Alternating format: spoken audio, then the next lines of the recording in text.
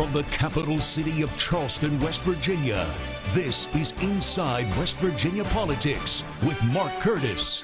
Inside West Virginia Politics is brought to you by AARP West Virginia, your ally for real possibilities in the Mountain State.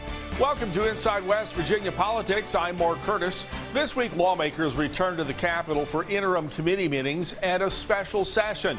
But with the regular session now less than 2 months away, we'll be talking to lawmakers today about what they are looking forward to getting done in 2020.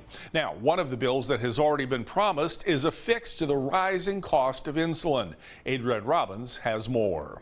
I'm really no different than other kids in the state, except I have diabetes. It's really Braxton is 12 years old, plays sports, is part of clubs, and tries to be a good role model to his two little brothers. But having diabetes isn't easy, especially when it comes to footing the bill.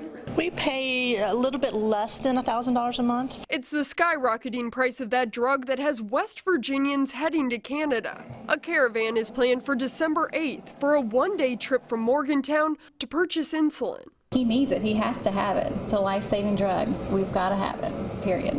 I would go wherever I needed to be able to afford it, Canada or Mexico. The group may be going to Canada for insulin, but they're hoping for a fix right here in West Virginia. I'm really excited for what they might do.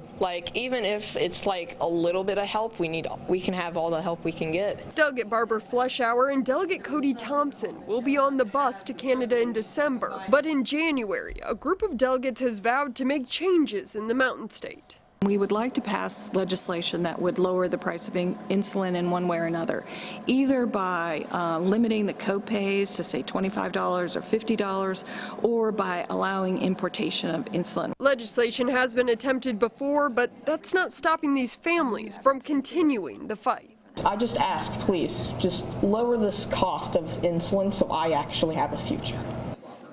One of the main supporters of a fix to this issue has been Delegate Barbara Evans Fleischauer of Monongalia County.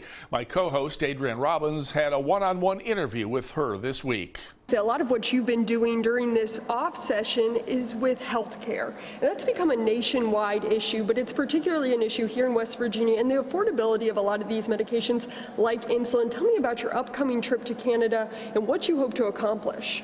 Well, we're going to be going to Canada on December 8th. We are taking up people who will be able to buy much, much cheaper insulin there. And we would like to pass legislation that would lower the price of insulin in one way or another, either by limiting the co-pays to say $25 or $50, or by allowing importation of insulin, which might be a longer thing, or maybe a mandatory that our insurance providers must cover things like test strips, which we've found out are or pumps are very, very expensive, but they make people's lives, well, they're essential. You have to know what your blood sugar is, and the test strips are not covered under prescription benefits. Maybe we should say they should be.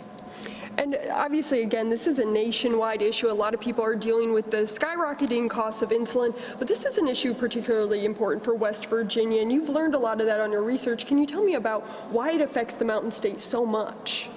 Well, there are two types of diabetes. There's type 1 and type 2, and they do say that type 1 is increasing. The price of insulin is most important for people that are type 1 because they can't manufacture insulin at all. And we have many more people. The reason we're number one in the whole country is because more people are getting type 2. And that has to do with depression, with our lifestyle, with the way we eat, with all the fast foods that the advertising that has convinced us that we must have McDonald's, and we must have hush puppies. Well, there's a price to that, and we need to be more sophisticated about how we eat and how we exercise. We need to look into lifestyle, but for those who are type 1, there's nothing they can do. They have to have insulin. They have to be very careful about their diet and about exercise, but they have to have insulin, and if it's, $400, $500, $600 a month with insurance, that is just not fair. Thank you, Adrienne. We'll have more from lawmakers coming up, plus another candidate for governor this week on Inside West Virginia Politics.